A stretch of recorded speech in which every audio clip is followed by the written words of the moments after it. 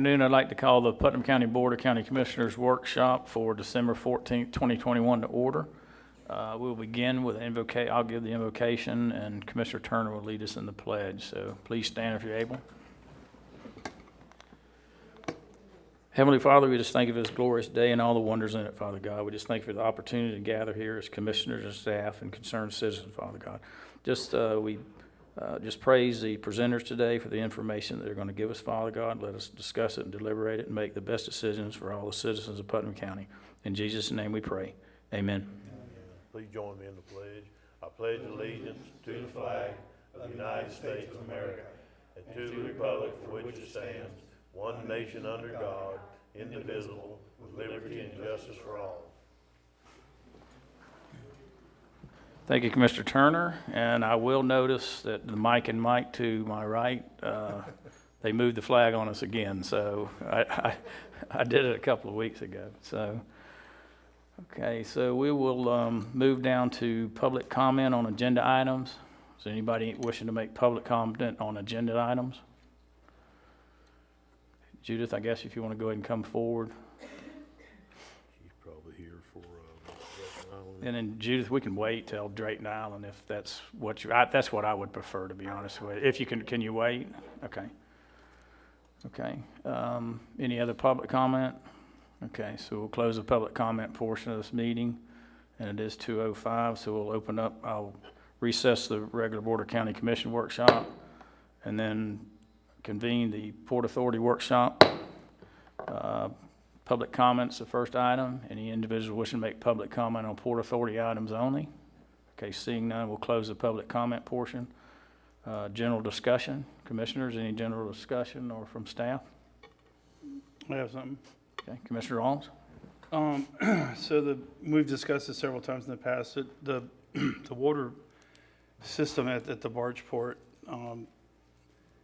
the building that I'm working on out there, we were looking to be able to tap and place a new 8-inch water line into the facility. The problem that's created is that there's a T and a valve, and basically just not an opportunity for us to be able to bring a tap in. We're going to have to replace the T at some point, it looks like. But I'm bringing this up because it just kind of drives home the point that that system that's out there is really inadequate for what we're using it for, especially on the fire side of it. The backflow preventer that was replaced still impedes the performance of the fire system that was designed and would have to be designed for a building of that size.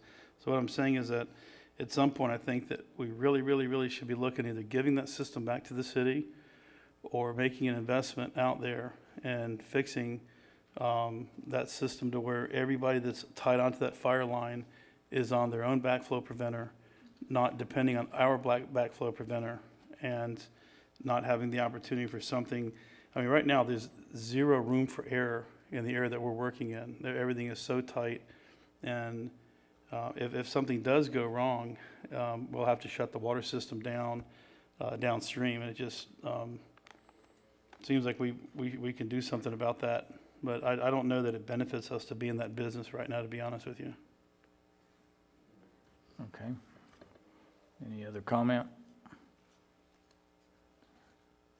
Mr. Chairman. Okay, Commissioner Harvey? Mike and Mike, are y'all familiar with what Commissioner Rawls is talking about? I would have to defer to Mike Troxel on that one. Okay. He's been working with Jeff Rawls on that. Yeah, Mike Chalks was out there. So what happens, the city came out and they put an 8-inch meter in. Okay. So you have a meter. Immediately adjacent to that is an 8-inch valve. Between that valve and the fire main, the fire backflow preventer, is a T that heads back to the east and back. So it's a loop around, so the city can isolate their meter, work on it.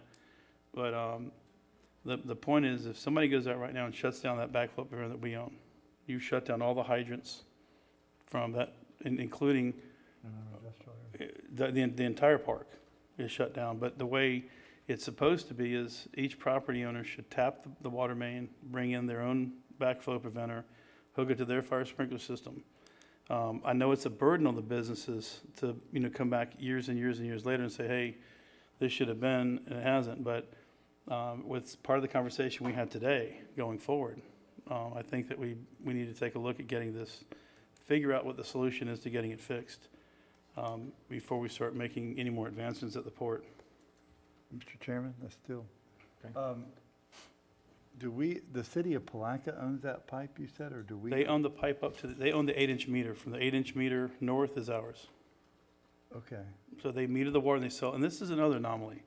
And we actually had this conversation today when Mr. Toxel and Sam was out there. If somebody opens up a hydrant and flows water, we're paying for that, but we don't know who did that. And there's really no way to meter it because it's going through this big master meter. And the city apparently is billing us on the size of the meter, not on the actual consumption. And it just doesn't make sense to me that we're halfway, we're half in and half out. I just think we should be fully invested or not at all. Okay. Mr. Troxel, do you have any comments on that? Will you, 'cause-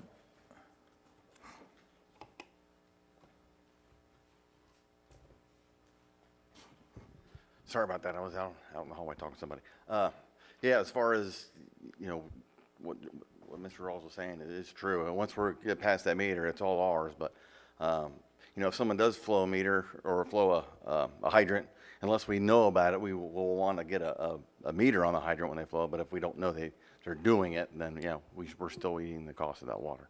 okay. Commissioner Turner? You done, Commissioner Harvey? I am, sir. We've talked about this multiple times in the last several months, and I'm tired of hearing about it. Let's find a solution. I understand what he's saying. Let's just go out there and we can talk about it, but until somebody comes up with a recommendation or a solution or something, we're just burning daylight is all we're doing. So could we maybe take a look at it? I know he knows what he's talking about. I don't agree with him most of the time, but that doesn't mean he doesn't know what he's talking about every now and then. So anyhow, let's take a look at it. If we need to do something, if it's give it back to the city and they want it, great. If they don't want to give it back if we don't want to give it back to the city, then maybe we do need to do some of these changes to it. Right. We got infrastructure money coming at us shortly. I hope. It's my understanding that we can do this kind of stuff with. It's time to do it, especially if we can move at no cost into this program coming from the feds shortly. And, when I did talk with the city a little bit, they did talk about, if we give it back to them, then they want to annex everything in the city. But that was at that time, so I'm not sure if it's changed or not. But Well, I'm not sure either, right. and it may be that we need to do something. But like I said, my point is, though, if we'll go and design what needs to be done and make the recommendations, then when this pot of money comes down from the feds in not too distant future, I understand that's part of what we can do is infrastructure, water, things like that. Maybe we can go in there and fix all this. I'm not so sure we have the capacity out there either. That's something we need to kind of look at. With the new development that's coming in the area and the stuff they're already using, I don't know how much water Green Dragon uses. I don't know how much water some of these other uses. So kind of need to look at that too, about as far as capacity and future capacity. true, because if we do keep it and we need to increase the capacity, then we either have to put another water storage tank. City would have to run a new water main. Either a water main, or we'd have to put a storage tank out there somewhere with Yeah. with a pump. And I think the ultimate solution, and if we have the money, I don't know why we couldn't just go ahead and bite it off, would be to go in. You have, from the 8-inch pipe, you have a line that goes to a building for their fire system. What we're talking is just interrupt it, pull up a backflow. If we covered that cost, then we could take that backflow that was just put in, use it somewhere else. It definitely won't go bad, and then put a spool piece of pipe in, and we no longer have this problem. Everybody's responsible for their backflow preventers. Nobody can, and what's crazy is I'm good with all that. My point, excuse me, friend, I didn't mean to interrupt you, but I'm good with all that. We've talked about it multiple but that's times. that's the I solution. don't want to know how to build a watch. I just want a recommendation on how to make I this thought go you asked away. what time it was. I was gonna So no, seriously, that's the answer, is get us out of the backflow business and put it on the backs of the building owners, And the same thing with the domestic, but the domestics, it really is not that huge a deal. Take a It's- look Can you look at and it, tell us what you Mr. think. Troxel? You'll look at it? Oh, absolutely, yeah. And I know we've replaced, and we told some of the business owners out there, well, you know, once we replace their old backflow, and it's now yours. You're responsible for it. You test it. If it goes bad, it's your responsibility. Now, not all of them have been replaced. There's still a couple bad ones out there. Me and Mr. Willis drove through the other day. There's, I think, 2 that we need to. And we've need to kind of work on. set a bad precedence too by doing all that, because if somebody next comes in there, they're gonna expect a backflow preventer to be installed for them too. I'd say we cut it off now, fix what the damage is done, and anybody in the future supplies run, including How about Green we Dragon. just make that decision when it comes time to make it, after he looks at it, and make the recommendation? But you'll take a look at it, Mike, and get Yes. back with us? Okay. All right, that'll work. Okay, any more Port Authority discussion at all? Okay, we'll adjourn the Port Authority and reconvene the Board of County Commissioners Workshop. And we'll move down to item A, Administration Lee Conley House Annual Support Review. Yes, sir, Chairman, thank you. Commissioner, staff has heard numerous comments and criticism over or questioning over the Lee Conley House support. So we're bringing today the item before you to let you know what the facts or the history behind that support is, and to gain direction from the board. So the annual support for the Lee Conley House, which was previously $9,612, was a line item that was removed during the 2021 budget year by a private budget officer who had just been through the state auditors and had been criticized for a lack of deliverables and or contractual agreements that stated what the taxpayers' dollars were being used for. The current budget year that we're in, 21-22, followed that direction. If the commission wishes to reenact that annual support, then a transfer from the general fund reserves will be needed, and staff seeking direction. Okay, Commissioners? Commissioner Rawls? I think this is a no-brainer. You know, they're the only domestic violence shelter that we have in Putnam County. I think it's a service that needs to be provided, and I don't think that we're giving enough, to be honest with you, but getting to a contract should be simple. I just, you know, when Lori stood up here the other day and told me she just found out that morning that they were defunded, I was taken back. But I think that we should be supporting their efforts and doing what we can, whatever that is. Okay, Commissioner Harvey? You know, I sympathize with a lot of these organizations that have come before us recently, and I'm not saying something shouldn't be done, but without deliverables and without, I think that's what caused the previous budget director's heartburn, which it would. The audit clearly did show some issues. But again, it's taxpayer money, and I just wonder how far deep we're going to get in the weeds on funding every request that comes before us, because this is something that's needed in our community. Or is this done?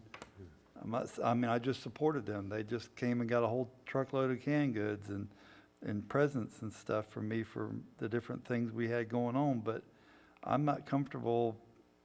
I'm just not comfortable right now without an agreement and without knowing what even the deliverables would be. Thank you, Mr. Chairman. Mr. Chairman. Okay, Commissioner Turner? I was saving this until we started talking about ARPA funds again, but I'll go ahead and use it now, so y'all are probably gonna have to hear it multiple times. It's my fundamental belief that the government should not tax you and give your money to charity. That's my fundamental belief. I believe that's called socialism. I believe that we need to use our tax dollars to do things that makes our county better in the future for all citizens. So, that being said, if they can reach, because this is one we've done many years previously, if they can reach some kind of an agreement, I'll go along with you, Commissioner Harvey, and you, Commissioner Rawls, about $9,000 for a yearly stipend to them or whatever.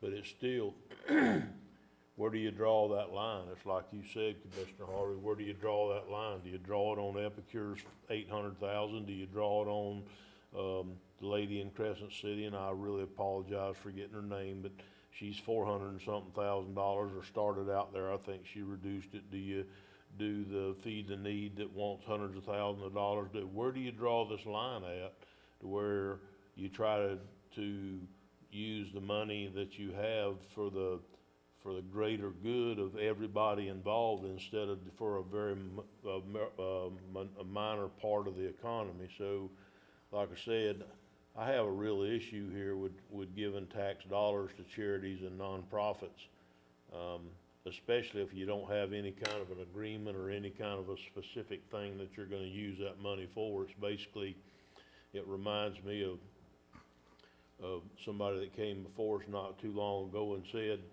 we don't really have a policy and we don't really have a mission statement or whatever, but if you give me that money, I'll do real good with it, I promise. You know, I'm sorry, I just can't get there. And they got good back work, they got good, good ideas, but it's not there. So I don't know that I can get there either. I'll go along with what the commission wants to do, but this makes it difficult when you can't even get a mission statement from them. Thank you. Commissioner Rawls? Have they ever been asked, have they ever been offered or asked for a contract or an agreement? It's my understanding, although I have no direct knowledge, that when the state audit, the criticism came out, that there was some attempt to get information from them on deliverables, and it was unanswered, or the response was unanswered.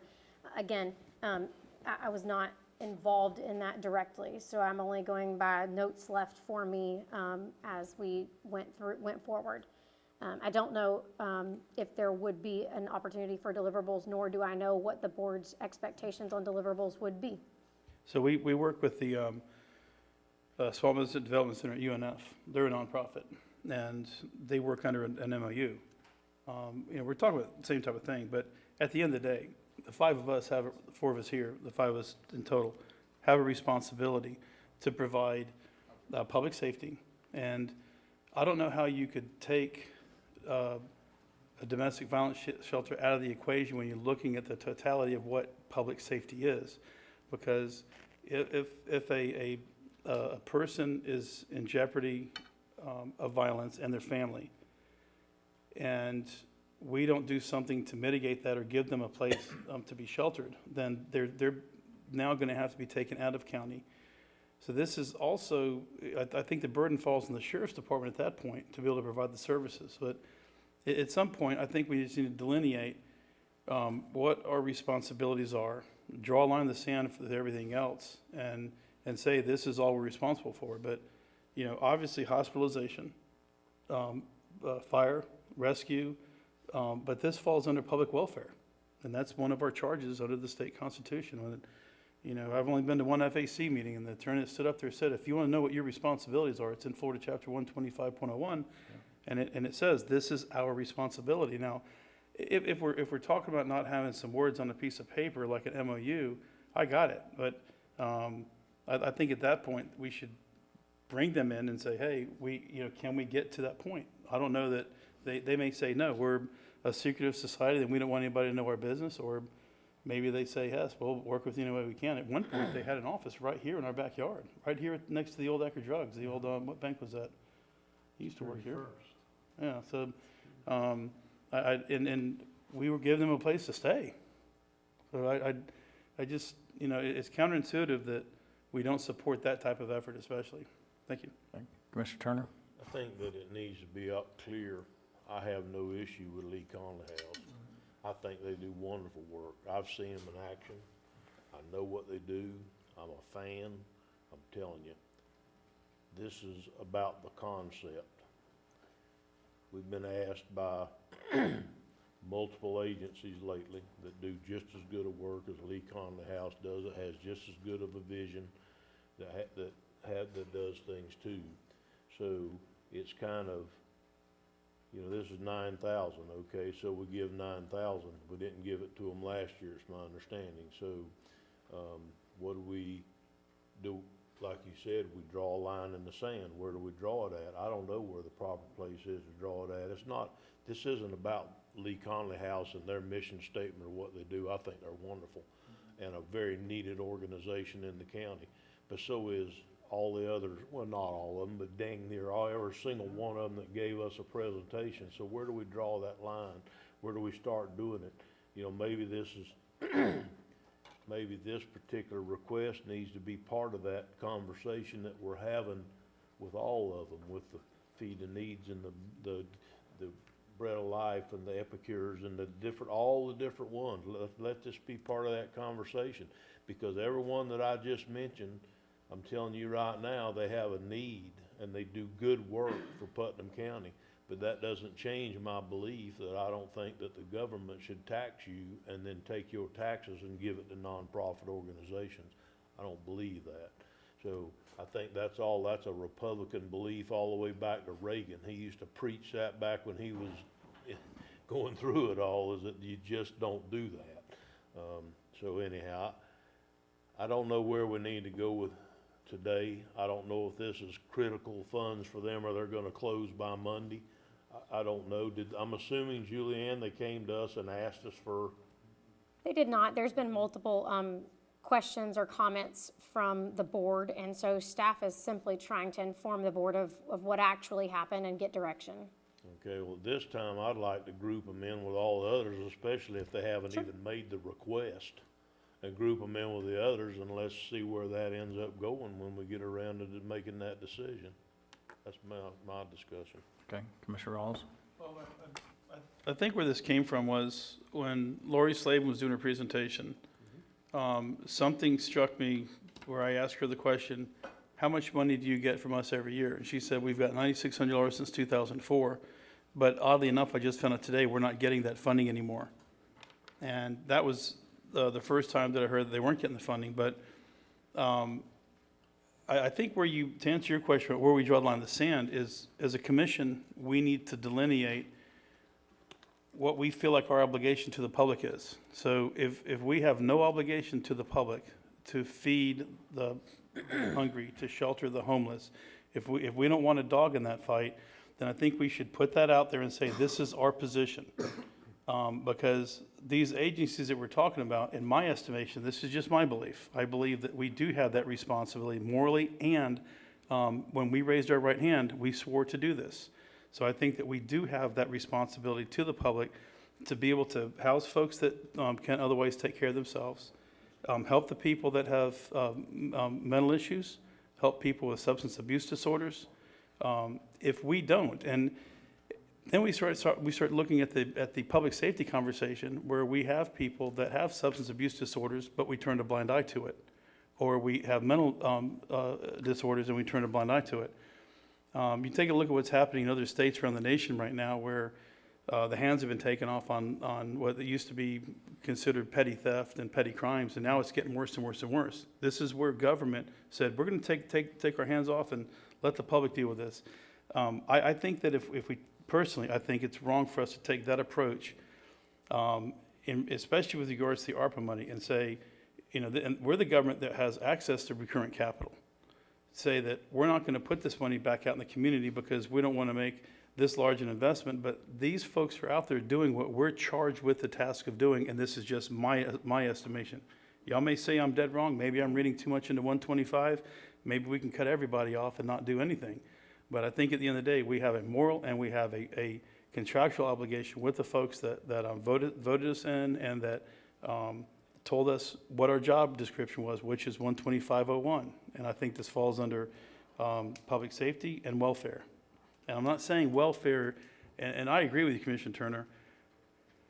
I can't stand it when I see somebody out there begging for money, and you look at their shoes and they got a brand new pair of shoes on, and you know that they're out there trying to panhandle for the reason, just for no reason at all. They have the ability to get a job, but there are some people that are actually truly needy, and if we don't address it, who's going to address it?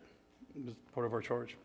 Commissioner Turner? I guess my point in the situation is, if I as a citizen decide to pick a charity and give them money, how much I give them or what I do is my business.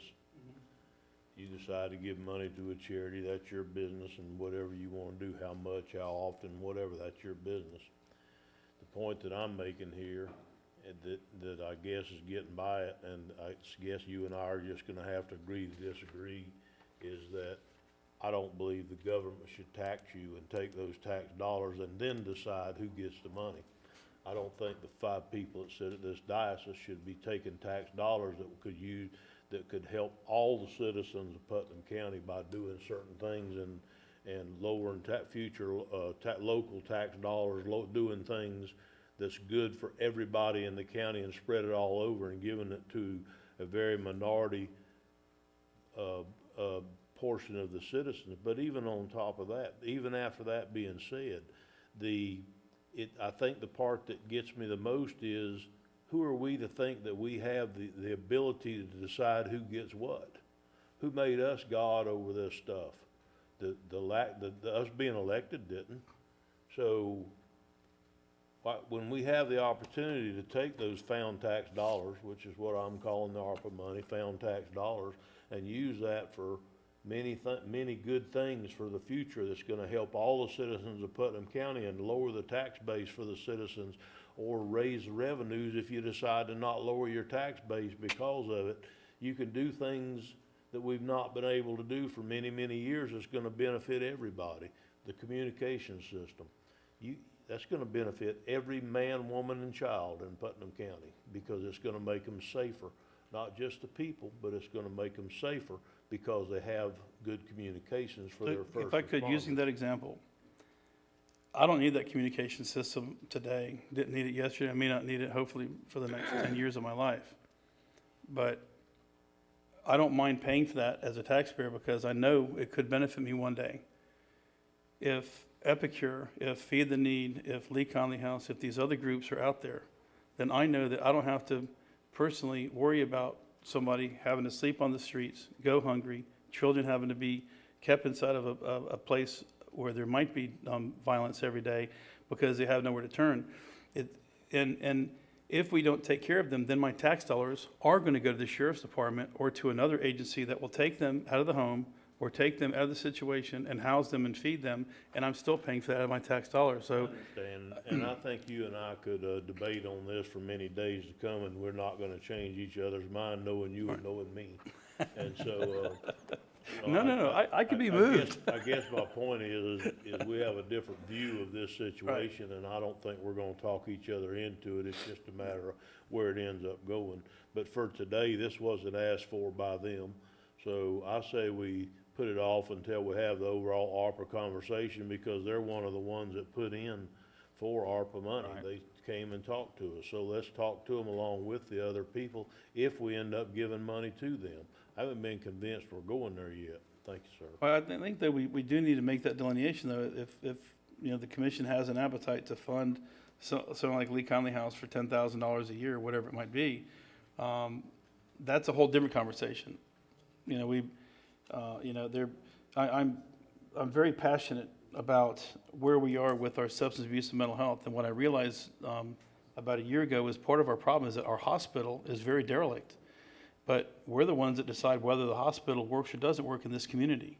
But our hospital has said, we don't want to handle mental health. There's no money in it. We don't want to handle labor and delivery. So we now have a need in our community because we're forcing anyone that has those issues to go out of county for the services because our hospital doesn't provide them. So I understand your side. So same with Lee Conley House. I don't want to provide domestic violence sheltering for individuals personally, but I think as a commission, we owe it to the county to do that. Thank you. Commissioner Harvey, and then we'll move forward. I feel we just need to discuss it when we get to the ARPA funds, if we're going to use some of those funds, so. Well, I think that's the conversation I want to have real quick. I think going forward, and Julianne, what I'd like to see is what the notes from the auditor really was. Because I'm going to say this, I've struggled with this ARPA funds back and forth, and I don't want to give money away unless there's a deliverable attached to it. That one that we can defend against our statute. And that's just kind of how I feel right now, and I'm feeling more and more like that. So maybe if you... In that item, I wrote verbatim the notes that were left for me, which basically stated taxpayer dollars were being utilized without contractual agreement specifying responsibilities of the contracting party and defining the services to be performed. parentheses, basis for the payment/deliverables. And you know, Julianne, I remember back in the early, when I first got here, I think we only were supporting, the county was only supporting 2 or 3 organizations. It wasn't like we were supporting a bunch of things. Yeah. And I don't even know why we were supporting those. I don't know if it was they're turning the barrel, or they made a great presentation, or someone was on the, I don't know that. But I don't ever want to go back down that road without deliverables being attached that are measurable if we're going to spend any government money. And I'll end with that. Thank you, Mr. Chairman. Okay. Thank you. All right. Yeah, and if we do, we've got, the worst thing that could happen here, the worst thing could happen is we start giving money to all the charities and nonprofits, and then they determine through audit or something that it didn't work, and now we got to write a second check. The check we gave them and the check to pay it back to the government for the funds they gave us. So, Where does that come from? yeah, exactly. So not only you're not gonna help, you're gonna get a double, hit on it. So I think we just got to be careful. Okay, Commissioner Rawls, and then we'll. You want to just jump right into ARPA right now? No. No. No.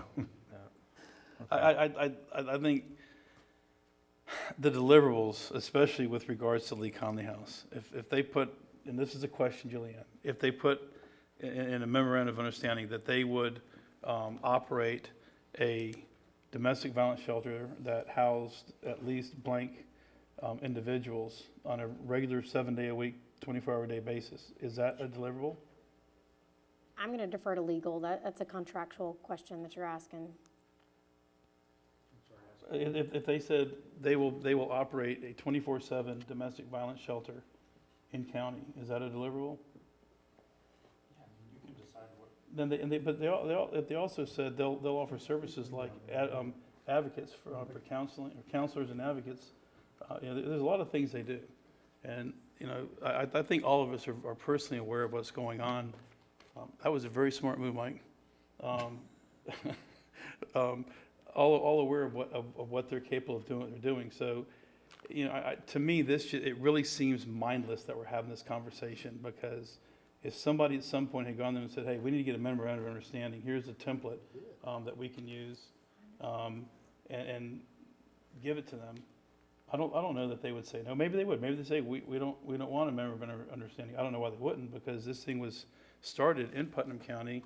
It originally started off in downtown Palatka by Lee Conley. And I don't know why we wouldn't. I think three of the commissioners have said they just wanna talk about it during ARPA or Yeah, something. but Right. well, I think this is a different than ARPA conversation, honestly. This is a whole different, this is recurrent. It'd be like if SMA was standing here and they said, "We want to continue working with you guys." They're a nonprofit.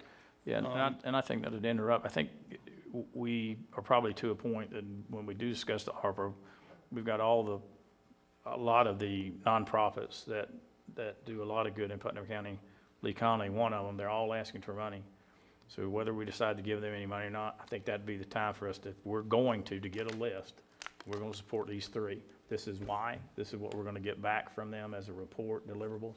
So I think that needs to be a conversation for another day, but at least it's out there, that we discussed it, and we have been giving them money. We cut it off because of the audit and not having what they felt we needed to give them to justify giving away taxpayers' money, so. Okay, so we'll move on to item B, True Trust Economic Grant Settlement. This is a no-brainer, this Yeah, is a right. no-brainer to me, Mr. Chairman. We owe them the money. It's just, we didn't just need to cut them a check. What do you need, a motion?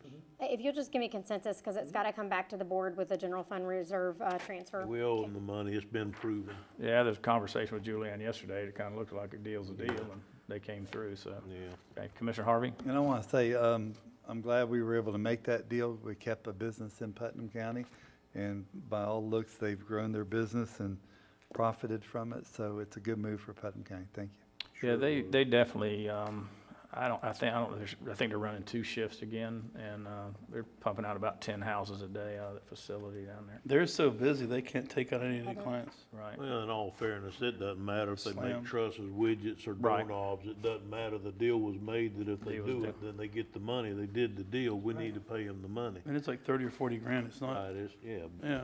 Okay, so we're good on that one? I do have a question. Was this just because I asked the lady when I called her, I said, was there a mistake made where somebody just forgot about it? Why are y'all now coming up this late in the game?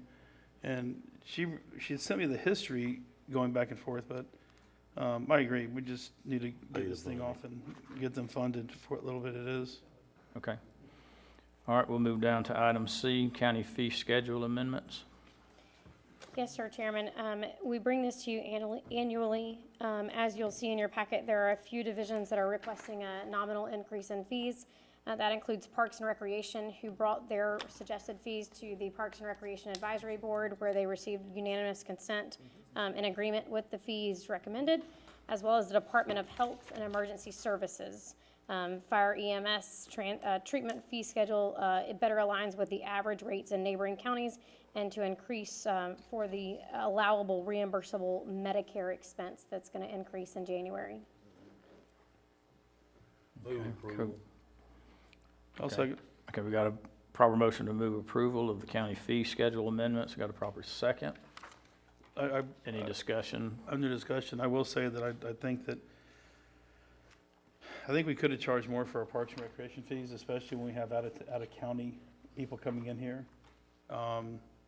You know, I went to watch one of my granddaughter's softball games not too long ago and had to pay a parking fee. But we're not getting much for the facility at all, and I think that's a conversation that needs to be had at a different date, but it seems to me like we're taking a taxpayer-funded asset, giving it to a private for-profit group or individual so they can profit off of it, take the money right out of our county, and the folks that live here that want to participate in that or watch are getting stuck with a bill, literally. So that's just my 10 cents worth. Thank you. Okay, Commissioner Turner? So basically what we're saying is that, and the reason I made this motion so easily was I knew this discussion was gonna take place. I think they should charge less. Commissioner Rawls, I knew before this meeting would wanna charge more. And so I just made the thing to try to move it on down the road because what they are charging is reasonable. So I just wanted to say that. I knew this was gonna be the conversation, which is why I just went on and made the motion. Okay, Kevin, do you want to make any comments? I know with the Rec Advisory Board, we'd look into that, and I know he looked at what, Are you wanting to start a fight? no, neighboring county, I just want clarification. Neighboring counties were charging, and we needed to go with some fees. And I just want to make everybody understand that in the fee schedule, it does have the discount for multiple children in a particular family Pretty nominal, in there. wasn't it? Okay, The whole yeah, thing was it is, pretty it is, nominal. it is. So, Yeah. Yes, sir, they're acceptable fees. Trying to balance that ability to draw people in to have tournaments and to have events versus charging too much to dissuade them from coming. It's kind of one of those deals where we're trying to get our name out there amongst tournament directors and against sports program directors so that they realize that we have the facilities and we have the ability to host their events. And then as they continue to come, you know, we can continue to look at the fees every year. So this year we're looking at almost a monthly possible softball tournament held here on the county. And so again, you know, we may come back next year and revisit this. But the, you know, the deposit fee has gone up to accommodate some of those situations where people have come in and then the previous deposit was so low, they just took off and left, and we kept their deposit, which was nowhere near enough to make up for the left behind litter and stuff. Now we've increased that to where when someone has an event at one of our parks or one of our sports fields, the deposit should hopefully dissuade them from doing that. So that's kind of what this is. You understand you don't have to sell us the motion on the floor Right. and you get it. I just want the explanation, okay. Yes, sir. Commissioner Harvey? You know, yeah, I would have liked these fees not to raise at all, frankly. But I would also like some documentation to show what you're talking about. When someone rents a field or something, what is our cost of doing business there? And maybe we're not charging the softball tournament director enough money. I don't know that answer, but I do have a question. When we talk about football, soccer, field rental / park, is that every park we got? Because you know where I'm going with this. So Yes, sir. now we just raised Melrose from $100 to $200. Is that what? 500. $500? That's because they were in your district. The deposit, no. simply the deposit is the $500 fee. They will get that money back once That's under tournament fees. Under park rental, it says $200. it should all be kind of consolidated. It's a formatting issue. The sports Wait, field, so like you're gonna charge them $500 deposit and then That they would get back. $200 for an event to be done in the park? Yes, sir. And that's every park that we own, Yes, sir. including Every park. East Palaca, San Mateo, Willaca, every park. Every park. We don't Yes, sir. have any. But they get the deposit back as long as the field is taken care of. So it's a wash to them. The only thing they're really paying is the rental fee as long as they take care of the property. I don't like it, but I'm gonna have to go with it. But I really would like some supporting documents showing the need to Well, raise you it. want to adjust it and talk about it later and then me withdraw my motion? I'll be No, happy to do it for you if that's what you want. I trust our staff enough to know that there's a need there. I just don't. He's had some It's as simple as, situations where the deposit was so low, and they had the event, and they trashed the place. And just recently, when they had, everybody was out there, you know, I think even the sheriff's department went out and helped them clean it up because somebody was coming to do some type of, it was showcasing some But that was athletes, right? unauthorized use though, right? We yes, didn't sir. know It that was, was gonna but they've happen. done it during softball tournaments also. And to elaborate on your question about the fees, herbicides have gone up, pesticides have gone up, fertilizers have gone up, all those associated fees that it comes to taking care of a field. Fuel prices have gone up. So all of those costs have continued to increase over the years, and we haven't necessarily increased our fees to accommodate that. I think as we go along, if I may, Mr. Chairman, I think as we go along, that if there's a certain type of event that this is really hurting, that Kevin can come back and try to get some exclusions. If this, in other words, if this is pee-wee football and they just can't come up with $500 to make this work in using the field that day, then maybe we need to make that, I don't know, maybe make that exclusion, but, you know, if somebody wants to bring in a 9-team ball tournament to this town and they can't put up $500 to keep from trashing the field, I want them here as bad as anybody, but not that bad. Well, most of those get TDC money, so they come before the TDC and request that money. But I'm just talking about see, Kevin, I didn't grow up in that park environment. I grew up in Francis. There was a field down the road, and you put paper plates with a rock on it, and that's what you did. Yes, sir. We didn't, there was nobody ever cut the grass unless the neighbor cut the grass. I mean, it just wasn't, but I think that and I'm gonna say it, for Melrose, that's a heavy lift right there. That's, because there's a warring fashion out there anyway. And I'm not, you're standing in front of the microphone, I don't mean to pick on you, but it's just, I don't know. I don't know the answer there. Well, no matter what we did, it wouldn't be perfect. No. We couldn't Right. tweak No. it. Okay, you know. Commissioner Rawls? All right, take us through somebody that wants to rent Triangle Park over on Carter Road for a Saturday, Sunday tournament. It's like a softball tournament. They come into the office, they fill out the reservation form that we have telling us how many fields they want and everything. They pay us a $500 deposit. Right. They come in, do the event. Depending on how many teams they have, we require them to provide their own porta potty and their own roll-off dumpster for that specific event. And then when the total number of teams have been determined, usually on a Saturday or sometime, we communicate. They leave us that amount of money, a fee, the actual fee for the event. Go ahead, say they have 15 teams. Well, it doesn't matter about the teams, it's the number of fields. If they're gonna use all Three four fields. fields, it's $100 per Per field, field. per day. Right, And so if they're gonna do Friday, Saturday, and Sunday, $300 per field times 4. And then if they're gonna use the lights at night, $15 per hour per field. And then on Monday, when we come in, we check the field and inspect the fields and everything. If they took the trash out, if they took care of everything, we mail them back their $500 deposit, and we keep the actual usage fee.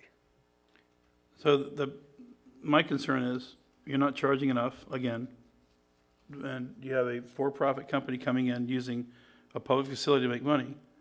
You just said yourself, your cost of fuel, your equipment, your vehicles. Your employees aren't paid enough, that's a problem. But you guys aren't charging enough to be able to cover those extra costs.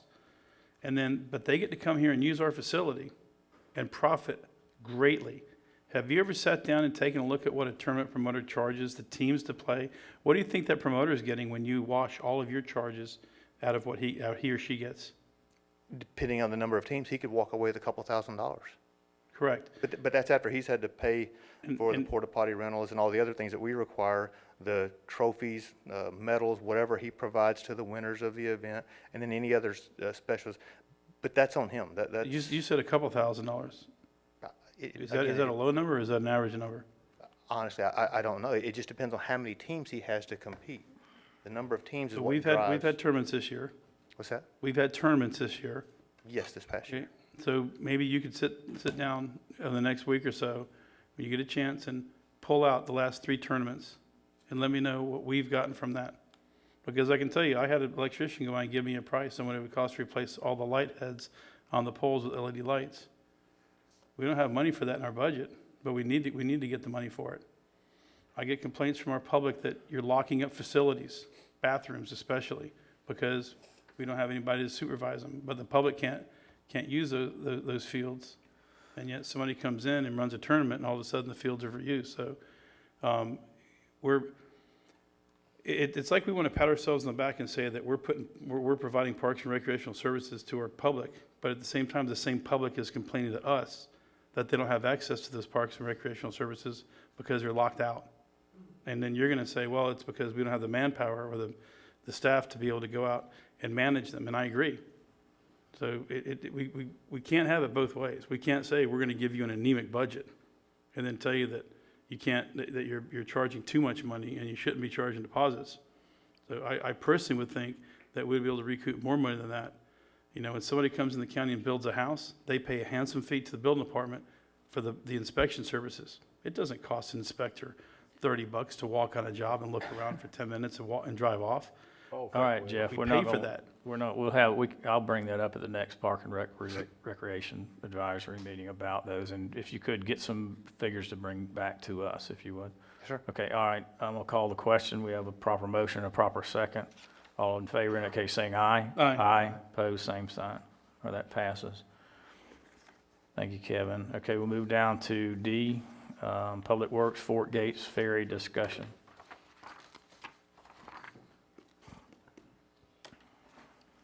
Good afternoon. This is the Fort Gates Ferry. This has to do with a submerged land lease versus easement, and I don't know if you guys got a chance to read through the documents, but we currently have a management agreement, or we had a management agreement, expired in November. The DEP no longer does management agreements. They do submerged land leases. And so when we started designing for the new landing years ago, you know, when we got the state money or whatever to do that, they required a new submerged land lease because the docks were going to be longer and some other stuff. So what we wanted to do is,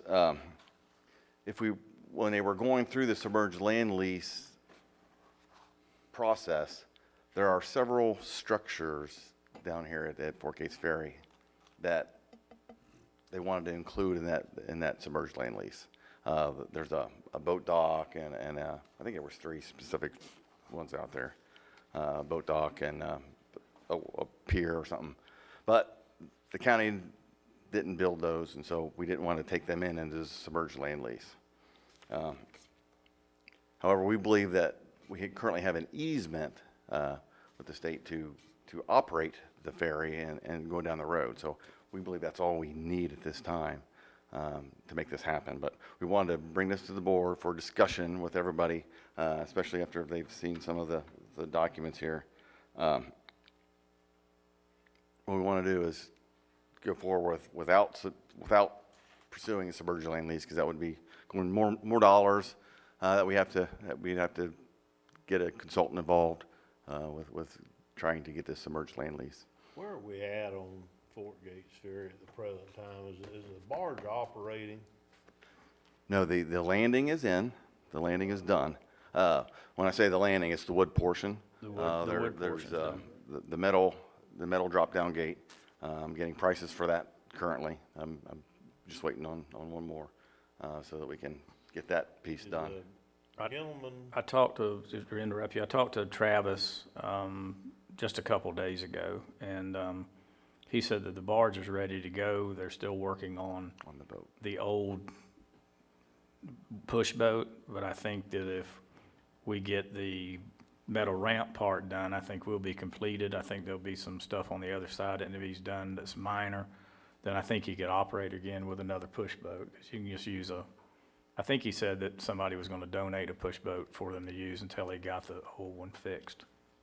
So, but the barge is ready.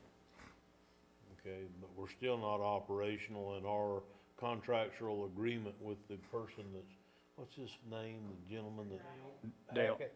Yeah, Drackett? no, Dick Hackett, Hackett? and Dale Jones. Okay. Well, we name him whatever we want to, but I think the one I was thinking about was Mr. Hackett. Hackett, Yeah, the older gentleman that's been doing it for quite some time. right.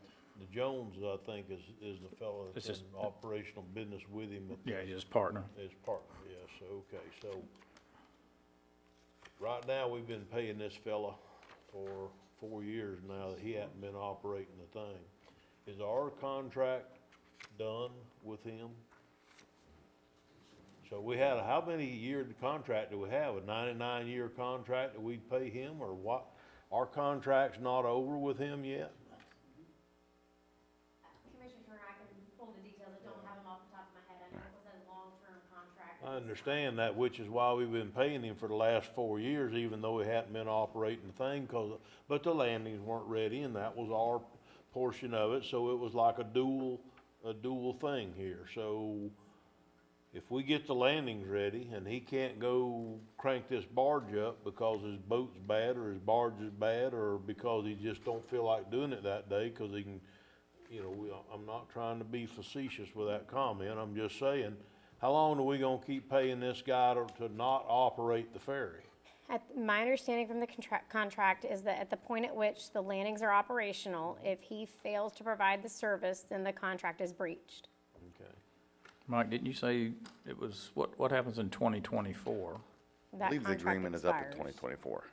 with them, with Dick Hackett and them? It's 2024 when it actually expires. Unless they just don't go run the barge, and then we don't Right. have to pay them no more. Once we get our landings ready, then they have to go make a barge operate. If they don't make a barge operate, then our deals are pretty much done, we think.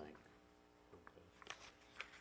All right, so what are we actually needing from us today? We don't Exactly. want I any don't- more liabilities there, Mike. That's what I'll say. I don't want anything else. I think now, in respect to what them operating their businesses, I don't know how that affects them. We probably need to be aware of that, but I don't think we need anything as far as a county other than road down there, the landing, and on the other side. That's it. That's all we need to be responsible for. No boat houses, nothing else. No dock, fishing pier, nothing. No, that's, from everything I can read, and we've read through here, that's all we need. And there's a current easement that we have that accommodates that. Okay. Commissioner Harvey? So, thank you, Mr. Chairman. So basically, DEP wants us to accept more liability that we're not wanting to do. What if we say no? What are they gonna, are they given any, are they, Then they probably wouldn't go forward with the submerged land lease, but that was, do we have to have the submerged land lease to be able to run the ferry back and forth? even under an easement, I'm not sure, I don't think so, because we have a current easement there. Even if, because we're not changing anything on the structures, we're not changing anything out there. Okay, I guess my question is, right now, we only have the submerged land lease basically on what we were using, not the boat, not the public area, not anything else. And DEP decides they want us to see if we're willing to take all that over. Well, we had a management agreement, which they no longer do. They don't do those anymore. They do submerged land leases. And that management agreement did run out in November. But there's a current easement that they gave us for the road and the ferry, I believe. Now, for the landing. So I don't want to take on any more. I've had one call since that ferry's been down, and I don't mean that, I'm sure there's other people that might have gotten more, but I've gotten one, and it wasn't even from my district. And I appreciate the ferry running across, don't get me wrong, it probably saved me some time the other day coming to that area, but, you know, it's just, how much more, this thing has been a boondoggle, and I don't mean that, even if we could have ran the ferry, remember the Forestry Service wouldn't even open up the roads and clean up the road. You couldn't have got people up to 19 over there. So it just concerns me about that. It really does, without the Forestry Department and, Yeah, there's already so many facets to this Oh, project God. that if you keep adding them to it, and it's just, DEP now is saying that if we don't take on additional liability and expense and they're not willing to let us have what we need, you know, at some point in here, you just got to walk away. Because they, correct me if I'm wrong, Mike and Mike, but when we were going forward with the submerged land lease because of the new concrete landings that were going to be put in, they said we needed to attach these structures to it, and they're not our structures. And again, that's when the two new structures were introduced. One's like a boathouse that houses multiple vessels, and another, I believe, is like a pedestrian dock. And in the process of going through the revised or the new submerged lands lease associated with the new concrete structures that we were going to build, because they went outside of the original footprint of the existing landing, they tried to push those other two structures off onto us, take ownership of them. So essentially, if we were to take those in, we would be responsible for maintaining them, all those things of that nature as well. So that's where our reluctance comes from. My opinion is we are really doing a maintenance project. We are not stepping outside of the original footprint of the existing ferry landing. So I feel we should be able to vacate, the application for the submerged lands lease. But again, that's something we'd have to defer to legal to, elaborate on the details of further. Mr. Rawls? So when you and I met down there, when you first got here, the boathouse you're talking about, if you're facing one, is the one to the left. Correct. The little building, we were there discussing at the time, and there was talk then about that was part of that lease as well. Is that ours or is that theirs? I can't find it anywhere in the agreement that we So have. that has nothing to do with the conversation. Nimitz, if the people that are operating that fish camp, can they sign the land lease and maintain that dock themselves? Does it have to be the government? We have not explored that option with DEP. We could look into that and see if that's something they'd be willing to And the accept. next question is, that is independent of the ferry landing. What does one have to do with the other? they're trying to find a willing scapegoat is what they're trying to. Sure. Right. Are there, And I'm sorry, I thought it was part of the. no, it's completely separate, physically. No, I thought that was part of what DEP had the land lease for, was part of the landing. The landing, not the boat dock.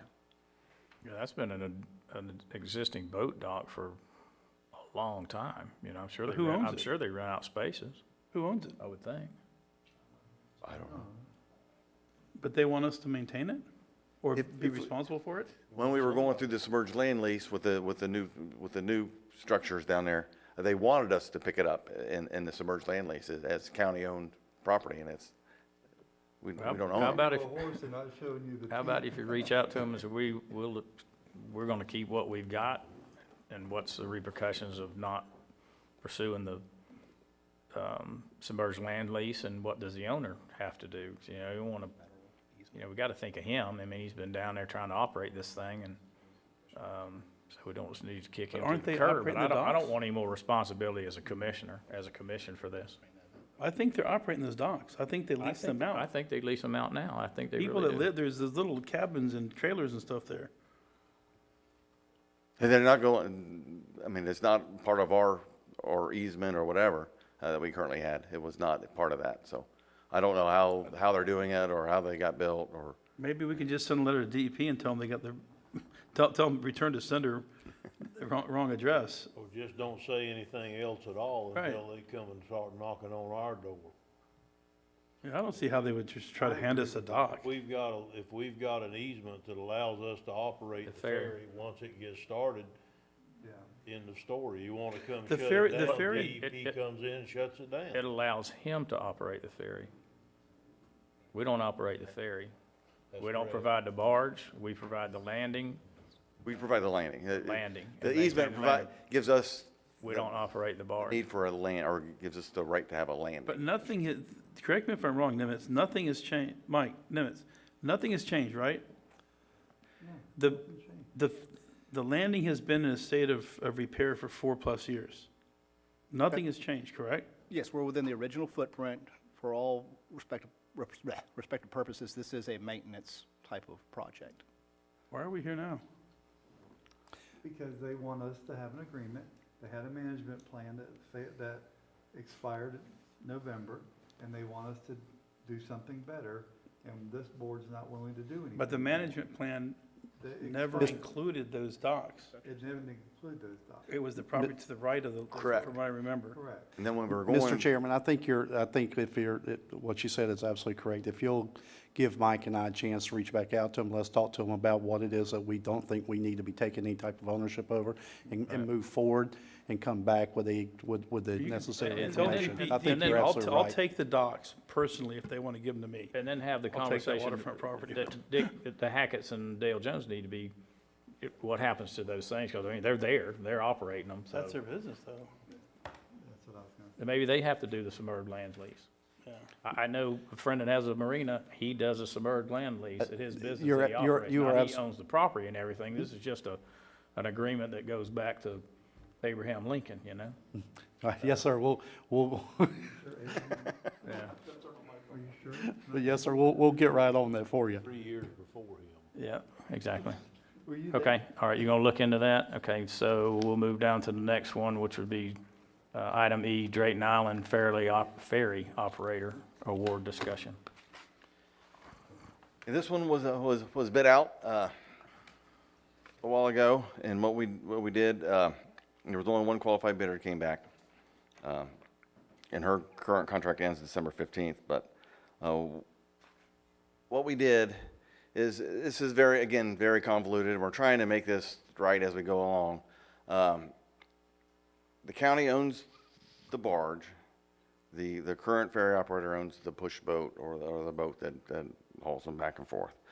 So we had them bid it as a cost, then plus if we needed to break out the insurance, what the insurance would be for them. So her original cost was at $32,500 plus $12,500 for insurance, or whatever that was. There was only one bidder, so I talked with Karen, the operator, and she's willing to go to $30,000 a year, which is a slight increase over what she's currently doing, if we keep the insurance the way we pay it the same, which is kind of one large policy for both the barge and the boat and the crew, to go forward for this next year. So what I want to do is to discuss this with you guys. Say, hey, I think this is the best deal for now.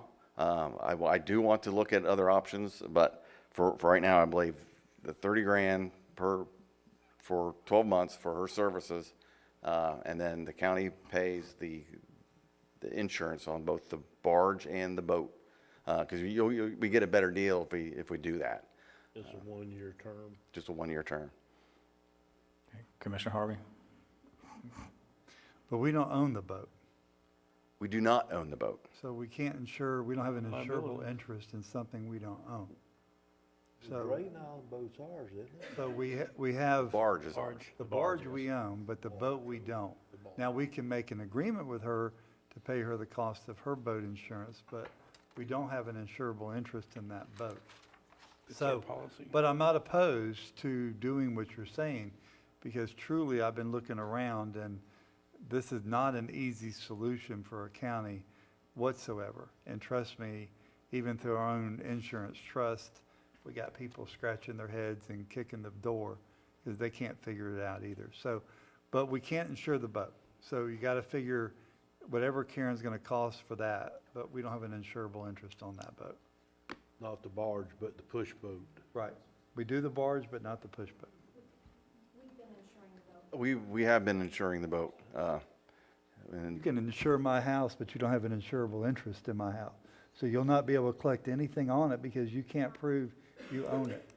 So I agree with you in theory, but at the same time, we shouldn't be paying for something we don't have an insurable interest in. Now, we can pay Karen separately for the cost of the boat insurance. There's some caveat in the insurance, and she can't insure the boat with the barge. And it's unfortunate Barbara's not here, but there's a caveat to the insurance that she can't do that unless she goes out and gets the policy for which she put inside the bid, which is double or triple the amount of money that we can All right, insure. insure the boat we don't own. I'm fine with it. I'm sorry. Commissioner Rawls? You know, I don't know the answer. it's no secret that I am just opposed to us being in this business anyways. To Commissioner Turner's point, this is a minority group of owners who decide to move onto an island. Now they want public transportation to be provided, but it says in the contract that they will provide an insurable source of power.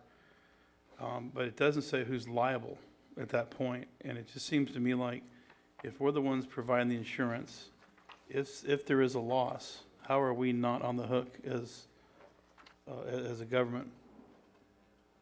And it says they'll have a hold harmless agreement, but, I mean, Yeah, you're on the hook for everything. because it's considered our service?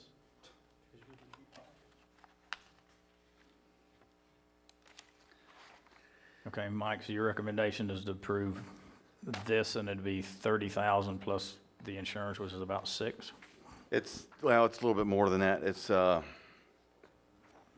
15 total a year. That's for both the barge and the boat, and the crew, and they share a $1 million pollution liability.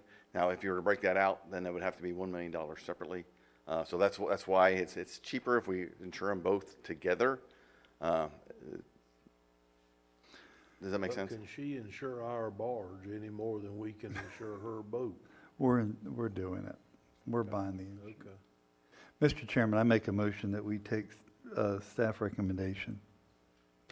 I'll second that. Okay. I got a question. Discussion. Okay, we got a proper motion and a proper second, and under discussion. I'll start with Commissioner Turner. I think that the biggest difference here is, I have a real aversion to Fort Gates Ferry. I really do, because it's like the bridge to nowhere. Because Fort Gates or Drayton Island? Fort Gates. Fort Gates is like the bridge to nowhere.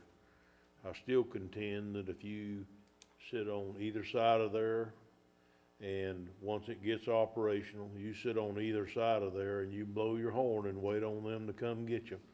And I'll drive around and be waiting for you on the other side. Now, I'll spend a few more dollars in gas, but I'll be there waiting on you, so it's not a time saver in most instances. Might have been back in the horse and buggy day, but it's not now. And I think the key difference between that and Drayton Island is Drayton Island, that's just like the bridge to their home. DOT classifies it as a bridge. DOT gave the money to put the landings in. We do have an obligation for part of that road on Drayton Island unless something changed since I was there last. It's Class B roads that goes up through there. So we have obligations. It's not private roads once you cross Drayton Island. It's county maintained roads on the other side. Isn't that correct, Commissioner Pickens, or no? Where? On Drayton Island. The one main road is county Right, that maintained one road. road that goes out and goes through the island. I thought it was a county maintained road, so we do have some obligations on the other side. With us having those obligations, I think that also gives us the obligation to have some kind of ferry service to get our equipment over there to complete our obligations, unless we're gonna fly it in there with a big helicopter and drop it on the island or something, or get something else, some other kind of deal going on. So I think there's a difference between Drayton Island and Fort Gates, and I've fought this for 4 years. I think that's the biggest difference. The people on the island do pay taxes, probably not enough to cover the cost of the ferry, but they pay a ride stipend to go in there, and if they wanna go when the ferry's not normally going, they have to go make a deal with Captain Karen on the side to get her to come get them or what have you. I believe that's the way it works down there, so, you know, it doesn't sit well with me either. I just think on Drayton Island, we're gonna have to fund it at least for now. I don't see an option. I think you're correct. Commissioner Rawls? We're putting a bridge in Barden. We're not providing the cars to the people that live in Barden to drive across the bridge. Mike Nimitz, 2 years ago, his predecessor sat over there in this little room, and you guys convinced the commission that we did not own that road, that only a very small portion of it, at the very end of the ferry, when you come off the ferry, onto the island, belongs to the county. Everything else belongs to the taxpayers. Fixing up that Yeah. Fort Gates, at the end of No. Fort Gates, we only own a small Right. land. No, this was, the discussion revolved around, somebody came in, they were upset, Clay Electric had gone out there, their trucks tore the roads up, and we argued emphatically they were not our roads, that Clay Electric did that on their own, and that they were responsible. And at one point, there was a conversation about just going ahead and digging the dirt literally out of an empty lot and fixing the road, and that was gonna be the solution.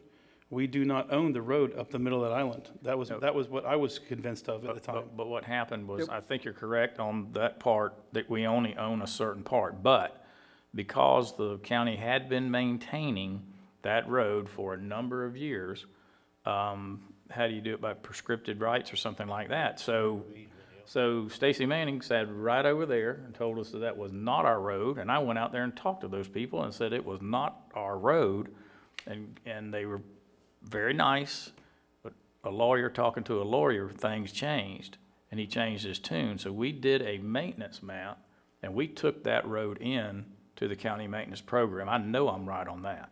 So it's our road to maintain. There were a large group of roads taken in the 1960s, and one of those roads was that road on Drayton Island. So there was some ambiguity on whether or not we really owned it and to what extent, because the way it was brought into ownership was questionable.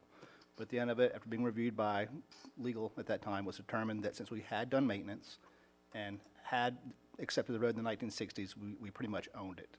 So that's where it went to the maintenance map and the other activities that led to full ownership by the county. I can tell you, as long as I've been here, we've never taken a road into the public works system. This was argued by staff that we didn't own it, that the repairs in the roads were not our responsibility. It wouldn't take long to go back and look at the listen to the recordings of the meetings, because we didn't have that many meetings when because Tompkins was here. It cost about $15,000 to do the maintenance map. You remember that, Mike? Yes, sir. You remember that? We had to do that? Yeah, it was about Correct. 15 grand. So, But we do not own the road. The land that the road sits on is not ours, is it? It is ours. It was deeded over to the county in the 1960s. And we accepted the deeds? See, That's what the records, I believe, indicated. this There was is some what's- ambiguity on how the whole process was done back then. And again, Press Tompkins' position on the matter was, we may or may not actually own it, and legal reviewed it, and the ultimate determination was that it is ours because we had done maintenance, among other things, and that's how it was brought into the system. I keep getting these confused over the years when we talk about them, Drayton Island and Fort Gates.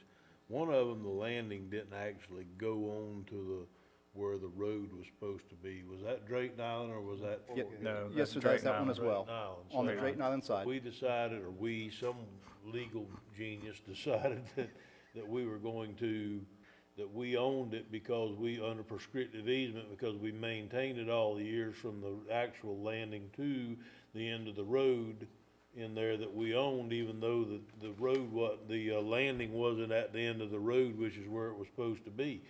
So all that hadn't changed, has it? I mean, that's all basically where it was last year and the year before when we talked about this, and 4 years ago when we started talking about this.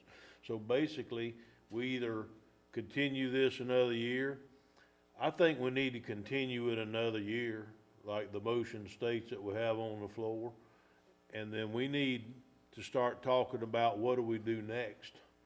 I think we should be looking at MSVU. Because for the last 3 years, we've been saying at some point, these individuals need to pay a larger piece of this through a MSBU for water service over to their property. And then if they decide they don't wanna do that, at least they had the opportunity, you know, to start an MSBU for that purpose. So I think we need to go ahead and fund it, in my personal opinion. I'll vote for the next 12 months, but I think we really do need to consider an MSBU. We do it to everybody else for the roads they live on. I mean, think of the other 73,000 people that live here, or the ones that live on really substandard roads that are our roads that we own, but don't have the money to bring up. So I would say, yeah, let's give them 12 more months, put them on notice that in 12 months, we're talking probably an average of about $80 per month per household. And otherwise, let them get a contract with the operator. And then when was the last time our staff had to go over there to do road maintenance? It's been a little over a year since we've been over there. We'll own the barge, let them use it, let them get an operator, and then we'll pay the operator every now and then if we have to. But I'll vote in favor of this 12-month contract. What will happen is the landings themselves are both being completely rebuilt. They're gonna be slightly relocated, and I think DOT purchased property on both sides to relocate those, okay? So the property, I don't know if it'd be ours or DOT's, but the bridge, they will be repaired, brand new, and the boat ramp on the mainland side will be new, still no parking. So that is taking care of one of the weight limit problems, because the barge probably would hold more than what you could take across the wooden ferry landings, right? So that's taken care of. We increased the capacity of the barge weight when we purchased a new one. So that's gonna take care of all the issues of getting stuff back and forth, other than the size of the push boat, which will probably have to be addressed in a year when you take larger things over there when all this is done. But some issues that needed to be taken care of are finally going to be taken care of within 12 months. And then I think it probably is time to have the discussion with the property owners over there, and they may be able to get a better service from hiring Karen directly rather than having the county, you know, because they're only a few hours on Monday and a few hours on Friday. That's all they're getting, and they're having to pay also. So that's all I have to say now. The vote. Now, Karen, what were you going to say? You had a comment. I think you answered my question right there. I think before we vote on this, Judith's here, I think Yeah. we need to let her, before we vote, come up and speak, because she did turn in a blue speaker. Exactly. I'm going to say, Judith, you want to come up? You got 3 minutes. And this is probably about as close to what we're gonna decide as we're gonna get. I appreciate the time. Okay, Judith, you'll state your name and address just for the record, please. Yes, my name is Judith York, 142 Drayton Island Road, Georgetown, Florida. Thank you. To go back to this, I've been on the island for over 20 years. A little bit of a history lesson. Started way back when Kinsley came on the island and planted his plantations and sold his slaves. A lot of prominent people from Putnam County even owned property on the island. It was a very viable area in Georgetown. It provided produce and vegetables for the area and serviced Putnam County's towns and little towns. And Drayton Island was very known for its rich lands. So a lot of farming came over, and one of the farmers had his own barge. Now, as the 1800s grew and people started making the steamships coming down the river, it became a hotel, and a lot of tourists came. At the same time, the farmland still went on. Then back in the 30s, as you fast forward, back in the 30s, one of the main farmers made a big deal, and he wasn't going to let anybody use his barge anymore. Those citizens approached Putnam County, those people who are representing the Board of County Commissioners, please help us. He's going to ban us from using the barge for our properties. Putnam County, under their own ordinance back in 1932, took it in. There's an ordinance. Putnam County took it in. That is why Putnam County runs and operates the ferry, so that a landowner can't block anybody from there. That was, and then as you go on, you even see with Fort Gates, back in 1939, the state gave Putnam County the ferry.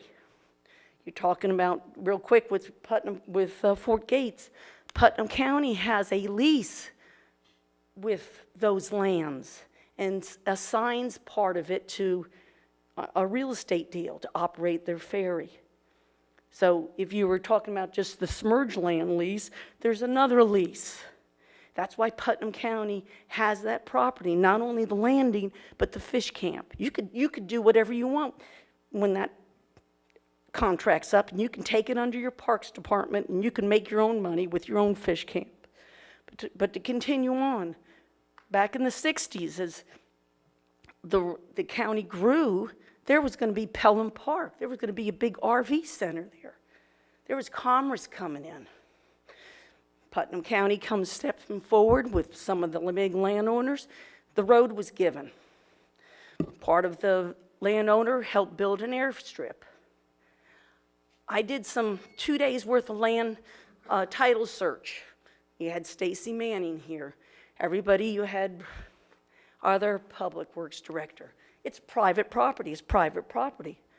Well then, how come in 2 days of property search, I find 12 documents of showing that we have the Putnam County, that property owner had a lease, had given an easement. Well, we can't find the maintenance map. Well, I tell you what, guys, give me a week or two, and go through your archives, I'll probably find the maintenance map. It's somewhere, it just is, nobody can find it.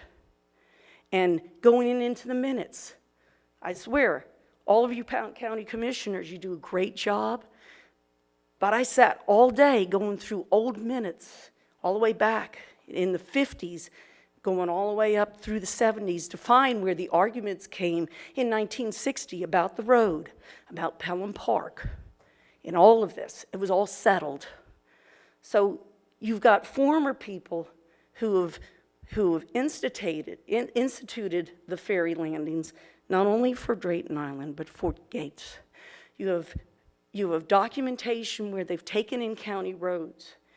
Then you have false information being spread by individuals who don't do their homework.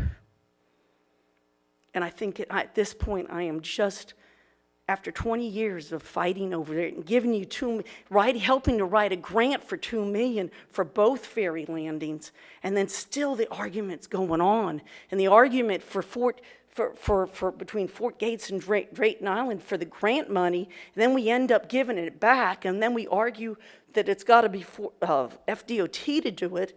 Mike was real good at helping us with all this too.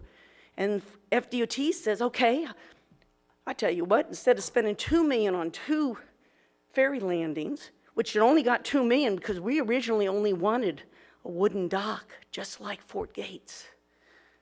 And we had requested a push boat that could operate the smaller barge so that it was all under the county. And then you just hire your own captain. All that went to the wayside because the prior administration didn't know what the left hand didn't know what the right hand's doing, and you end up giving money back. Now FDOT says, I'm spending $4 million. Mike helped get that all done, and we have an agreement with FDOT to operate and maintain that as is. We used to be a 6-day-a-week operation. Now we're down to 2.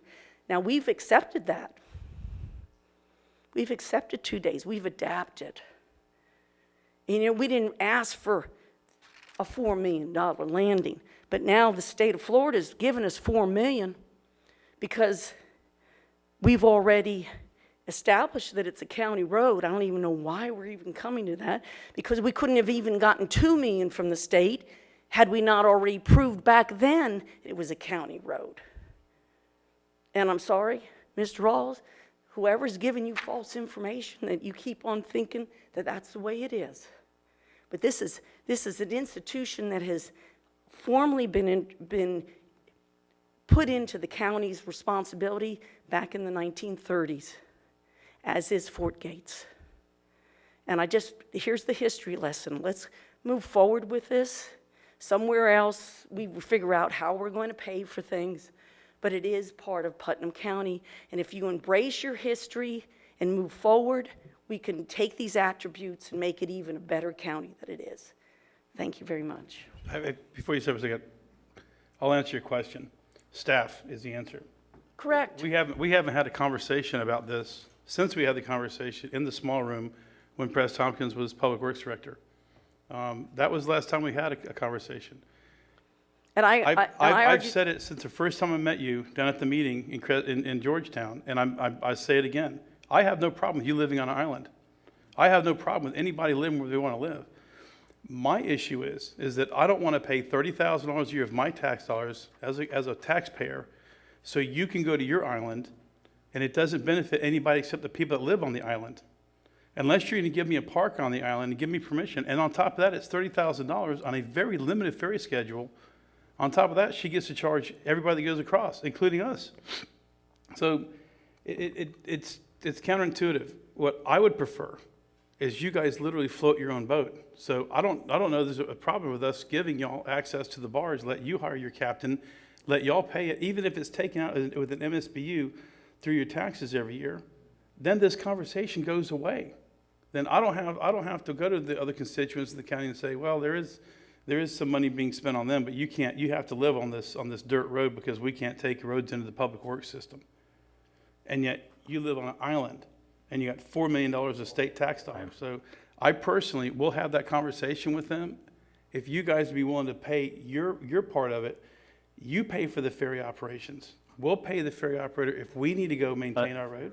Okay, yeah, Judith, we're not Yeah. gonna solve this. This has been Yeah. going on. I Right. appreciate your comments. I will Thank be you. in touch. I spoke to Lee Dallas yesterday, and I said, we need to start, I said, I think we can move this forward, which is what I believe we're gonna do today. We've got 1 year, but we need to have those discussions about where we're going after this, after the landings are done, and the future of the ferry, okay? all right, one more comment. You said somebody said 27 parcels. When I asked at the meeting in Yeah, Georgetown, 27 I was told there parcels. was 26 houses down there. 27 there's 138 parcels. There's been a lot of real estate turned over, and people are waiting for the landings to be done because they're going to build. Now, when they build, it's going to be $500,000 homes, okay? And that's property tax. That's revenue. So I was thinking $80 a month, that gets cut in by thirds. So now we're talking $30 per month per parcel. It's peanuts. And then the landowners over there are literally floating their own boat and not everybody's having to pay for it. So Okay, that's all. I'm gonna go ahead and call, okay, we got a proper motion, a proper second. All in favor indicate by saying aye. Aye. Opposed, same sign. Okay, it moves forward. Okay, thank you, Mike. I'll be in touch on that. Just think that was the easy one. Yeah, okay, item F, Human Resources, Insurance Committee Prescription Service Program. Yeah, can I take this one, or do y'all want to? We went to the insurance committee meeting, it's a no-brainer deal, you can get RX, what's the name of it, Julianne, RX? RX and Go. Doesn't cost the They'll same save us cost on the prescriptions if we use them. if we use. If we use them, is If that we use 'em, correct? But there's if we don't use them, it doesn't cost us anything anyway. There's no downside here to this service. that I we make could a motion, we go forward with that. find. Second. Okay, we got a proper motion to move item F forward and a proper second. Any further discussion? Seeing none, all in favor indicate by saying aye. Aye. Opposed, same sign. Now, Benji, aren't you glad you sat here and watched this all afternoon for that 30-second speech? It's a no-brainer, you're right. Oh, Hey, yeah, this is easy. Benji, can you stay for the next few items?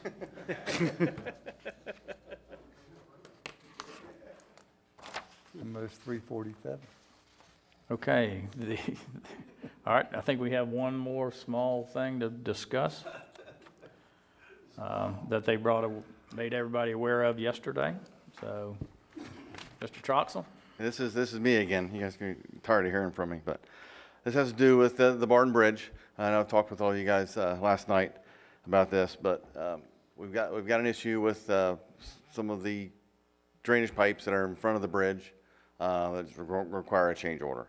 And it's not the change order for the contractor, the change order for contract inspection services during the time where they finish it. So there's two parts of this. The contractor is willing to finish the requirements of those drainage pipes at no cost to the county. And then, but the backside of that is they want March 15th is the date, the final completion. So when we do that, that also incurs a cost on the county on CEI, which is contract inspection. So that cost is roughly $193,000. I think it's $193,500 or something like that. And, State of Florida? yeah, State of Florida. Oh, it's an FDOT requirement for CEI. you were gonna seek out the state of Florida, see if there's additional funding for that. Correct, and we have done that, and they can't give us an answer until the end of January, but they're anticipating about $100,000 to reimburse us for that. But again, they have to go in front of their board as well, if I'm not mistaken, Mike, right? And then that would lessen the cost down to almost $94,000 for the county. When we think about it, we're getting a $4 million bridge. I know it hurts that we have to pay a little extra money, but $4 million bridge, the county's going to be into it about $1 million on our side. That's still 25 cents on a dollar to get a new bridge. Okay, Commissioner Rawls? Tax dollars. They're all tax dollars. Again, It costs $4 million. So when I woke up this morning, I decided that we have no way out. You said March 30th is, what I would agree with is if the contractor agrees to a completion date of March the 30th, they pay LDs beyond March the 30th, and they pay CSI beyond March 30th. Otherwise, they could string this thing out forever. You mean March 1st? I thought you said the 15th. it's their date to us was they would be completely done by March 15th. Okay, March correct, Mike? 15th then. Yeah. We pay CSI to the 15th, they pick up 100% of that and liquidated damages beyond that, After that date. and there's no other conversation. I would be in favor of that. Wait a minute. All right, Commissioner Harvey? Thank you, Mr. Chairman. Sometimes we get into things, and this one we can't get out of. But it was a very good move on this board's position to get DOT to move that money where they did off of Holloway Road over to this bridge, or we wouldn't have had the budget to fix that bridge, period. So as bad as I got that call yesterday, there's sometimes you just have to make the best deal you can to get out of a situation. I think this is the best deal we've got. I agree with Commissioner Rawls that after that drop date of March 15th, it's on them, and ask DOT if they can find the money to help us out. I'm good with that. What I told you yesterday, I think we do need to let the citizens of Barden know about this as best we can. Maybe in their community page, put on our Facebook page, that this was the unintended consequences. Unfortunately, DOT didn't know the type of culverts, the pipes. We didn't know the type of pipes. Correct. DOT even inspected the pipes to understand that it wasn't the right pipe. So it's not our fault. We just got to tell the story. And the story is you're getting a good bridge that you're going to be able to traverse over, and you're going to get better pipes, and you're going to get better all the way around. But it's going to take you a few more months to get it done. That's the downside. So thank you, Mr. Chairman. Mr. Turner? Oh, the problem I'm having with this is I think we're being sold a whole load of fertilizer. That's putting it. Yeah. Number one, I think that the guy can stabilize the size of the roads with the sandbags cheaper than he could have extended the thing and stabilized the roads like was in his original bid. So when he offers us to come in here and said, well, I'll go ahead and put up sandbags and I'll do it at no additional cost to you, I'm saying I hope his heart don't blow out of his chest from his good feelings that he's trying to give us. Hey, wait a minute, I need a moment. This guy owes us serious liquidated damages. I'm talking about serious liquidated damages. So he's basically saying, well, I'll change this engineering over and do the stuff that's cheaper to do the stuff that's cheaper to do as long as you extend my contract and don't charge me liquidated damages instead of charging me the big time liquidated damages that he already owes sitting here today. they've known about this since June or July, the contractor has. It went to the engineer. Then the engineer like engineers do, they took like 2 months to redesign or whatever when they figured out that the original assumptions was wrong. So it takes 2 to 3 months to figure it out. Then it goes to DOT for their approval for 2 or 3 months. Then the contractor comes back and says, well, I got drug out because of that, and I don't think he used the reason, but it was probably that he was having trouble getting help managing the job at the level he needed to finish on time. We've already set a precedence that we don't mind helping out in those situations, but that's not what he asked for here. He basically says, I'll be happy to go in there and do less work than what it originally called for the same amount of money if you forgive all the liquidated damages that I owe. And extend his contract. So, you know, this whole deal sucks to high heaven, guys. It really does. And I don't mind helping out if the guy like couldn't get enough men on the job. I've had the same problem. I'm sure Commissioner Rawls has too. In our business, that's just what's going on right now. It's hard to get things done on time. So if that's the issue, then man up and say that's the issue. I wasn't able to man the job like I should have been able to man the job because of the industry standard that's going on right now. Unfortunately, I don't believe we got much more of a choice than what Commissioner Harvey just came up with a minute ago. It's just I wasn't going to spend that $190,000 without at least bitching a little bit about it, because I don't think that it's right. I think we were misused here, and it ain't all on just the contractor. It's on the engineer. There's a little bit of it on Public Works. There's a little bit of it on all the players here that should have come together back when they figured this out and say, hey guys, we got a little problem. Because back then it would have been a match. That project would have been over with. Now it's a raging forest fire. And they're gonna be into the spring of the year instead of October getting two-way traffic on this barred bridge that we paid over $4 million for. You know, all this stuff, it's just all this stuff. It doesn't sit well with me. I'm glad I took my heartburn medicine this morning. I probably wouldn't have been able to breathe right now with this. But, you know, I agree with you, Commissioner Harvey. I don't think we have a lot of choice here, and I think that's what we're going to have to do is put up the 190 for the CEI services. But I'm telling you right now, it don't sit well with this commissioner. And we're going to talk about possible rectifying it as part of my commissioner comments today on where we go from here. Because when I found out the CEI is charging us $1,700 a day to put one inspector out there on that project, rain or shine, and if it rains and he shows up, he charges you $1,700, even though he just turns around and goes home, watches TV or goes fishing or does whatever them guys do when they're not working. So my point here is that this whole situation stinks to high heaven, and we need to do something about it, and we need to fix it where it doesn't happen again in the future. How's that deal? Screw me once, shame on you. Screw me twice, shame on me.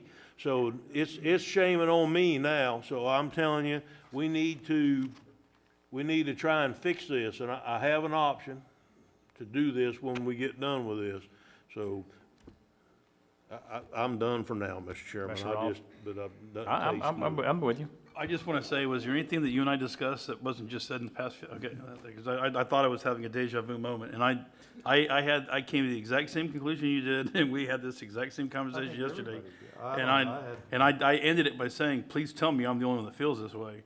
So I knew that this board was going to have the same heartburn, but I agree. And part of what I asked him was, can we put is it CEI or CSI? CEI. CEI. Can we put it out for bids at this point? Because now you have a complete change in scope, and you're not doing the road. You're not doing asphalt. That's what we're going to talk about in a minute. You can't Okay. bid Well, the you and I stuff are. out. See, It's this is one of the rare RFQ moments stuff. where we're thinking That's alike. where this is going next. Yeah. If we could rectify this one, that needs to be part of the conversation for sure. Could we do an RFQ that get somebody new to come in that we could actually negotiate with for how much they're going to charge a day for inspection services? That's where this conversation is going after we're done with this. I'm And also, telling you right but we're switching scope of work in some ways, and do you really need that CEI thing? Like I said, I really slept on it, and when I woke up this morning, my question to myself was, you're not doing any more asphalt, the bridge is completed, that's what we discussed yesterday, now we're talking about the shoulders, so, or the edges. It is still an FDOT project, and FDOT requires the CEI every day, even So on road projects. What will they be doing? They will make sure that they meet the specifications that the engineer came up with for the compaction Compaction? requirements, the asphalt that goes in. Wait, asphalt's already in. No. They're still got to do the throat. They still got to put asphalt up to the throat of the. Realigning the road. So when you and I talked yesterday, you said the bridge will be done, the roads are done, this is just the sides. No, the bridge will be done by February something. But The you said roads. none of that was impacted, it was only the sides. The roads going up, because the bridge got widened, right? Right. So now we got The to approach. widen the throats coming up to the bridge. And so part of that is compacting the ground and getting the stabilized wall there so they can put the asphalt there. Because right now there's only one lane where these pipes are at. So the second lane goes where we need to fix that wall, stabilize that shoulder. Well, I agree with Commissioner Turner, it sucks in the worst way. It's if we could- $200,000 that I wish we didn't have to spend. I wish we didn't have to tell the people in Barton they have to hang in there for another 3.5 months when they've already gone 3 months beyond what they were originally told. I don't think it's gonna be a tough sell, but there's got to be a way for us to keep this from happening going forward. And I threw it up yesterday. If this was a design-build job, we wouldn't be having this conversation. We'd be sitting back going, well, it's your design. Okay, Commissioner Turner? I think we need to go ahead and do this, and we need to craft the motion that we'll furnish the $190 that you're asking for inspection. 190,000. 190,000. Yeah, $190,000. $190,000 that you're asking us to come up with. But we need to do it, and as part of the deal, we need to ask DOT, because if it's gonna be another 30 days before they do this thing, that'll give us time to ask DOT, could we go out for different inspection services? Because I'm tired of this $1,700 a day business. That sticks in my craw, it hurts. So I think we really need to try to do something about it. If DOT won't let us do something about it, ask them, okay, well, we're gonna go on and try to get this project done. Would you consider the 100 that you're saying maybe we can get later on, because knowing DOT, they're gonna say, no, you already paid for it, so we're not gonna do it. That's their MO in the past. So, I think we need to do that today, gentlemen. I think we need to move on with the $190 commitment, $190,000 commitment, and then try to make sure this doesn't happen again by changes that I'm gonna bring up in just a moment. Okay, I make a motion that we go ahead and approve the project as stated, and also with an end date of March 15th, and anything after that, it's on the contractor at that point. Not to exceed 193,000? Not to exceed 193, that's what he brought forward earlier today. Okay, I'll we got a second proper that. motion by Commissioner Harvey, proper second by Commissioner Turner. Okay, any further discussion? No. Okay, no, seeing none, all in favor, okay, saying aye. Aye. Opposed, same sign. Can I ask a Okay. question? Anatomically speaking, what is a crawl?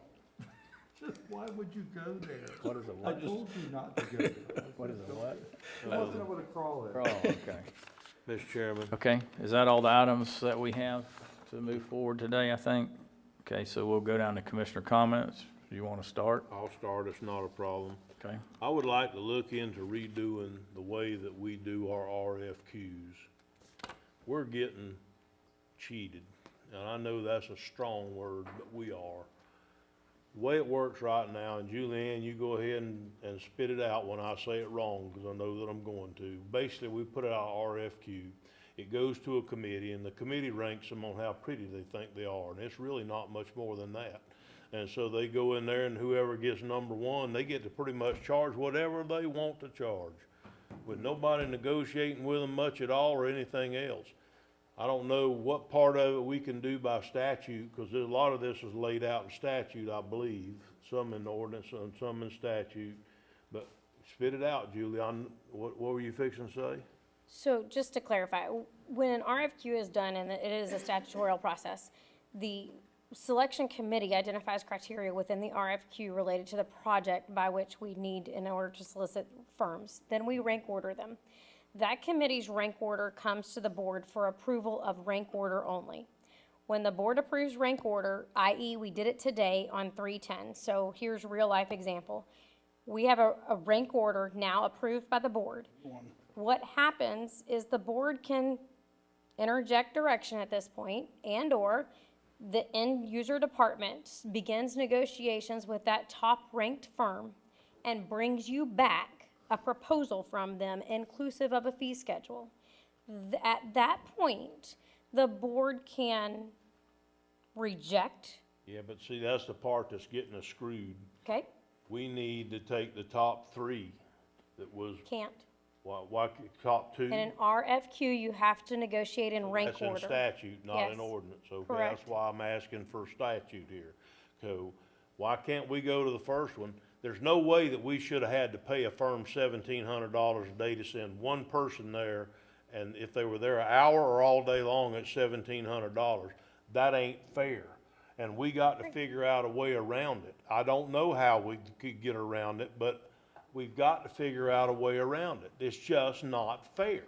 And so I don't know if we can negotiate with the number one for a certain price that we're willing to pay, and if number one won't get there, I know for a fact when we put out the RFQ on the comprehensive plan, RFP. we had Kimberly RFP. Horn and we had the other one. RFP. Well, let's put out RFP from Can't. now on instead of RFQ. Statutorily, you can't for an Huh? engineer. You can't statutorily for an engineer architect. One, you can't do proposal for price. I understand they got good lobbyists and all that kind of stuff. There's got to be a way around this where we You- don't just hire somebody the and then board- say, go ahead and Yes, in an cheat me. RFQ process, you absolutely can begin negotiations with that top-ranked firm, and if the board is not satisfied with the fee schedule proposed, we eliminate them and move to the second rank. The consequence of that is you cannot go back to your first-ranked firm. Once you move on, you begin negotiations with that second-ranked firm in an attempt to reach a mutually agreeable contract. You can go through as many as you've rank ordered, but you can't go back up or you can't negotiate on a fee basis with all of them at the same time. somewhere down the list, if all these negotiations fell apart, could you throw all bids out and start over? Absolutely. You always can. Well, that may be not what we need to do. All I know, and it would have been difficult, hindsight's 20/20 in this case, because it's very difficult to pick out what we were paying this person before this project started. It was very difficult. But I'm telling you, now that it's come to light and we're looking back, something's wrong here, guys. Something's foul. I'm talking foul when we're paying an engineer $1,700 a day to send one person to the job, whether he's there 5 minutes or all day long, 5 days a week. I'm just telling you, this don't smell good at all. And I think we need to figure out a way to do something about this to where if we can prevent it from happening in the future, we need to do so. If this happened in any of our private businesses, you'd probably be sending the sheriff after us for what happened when we found out about this. And so we can't do that, but we can sure try to make sure that it doesn't happen again in the future. I don't know how. I need help from staff, the procurement experts, to try to get us from where we are to there, because what we got sucks. So we need to figure out how to get there. Thank you, Mr. Chairman. Okay. Commissioner Rawls, I'll go ahead and call on you for your comments. One easy way to do this is to put these out for design build. This puts the onus on the design build team.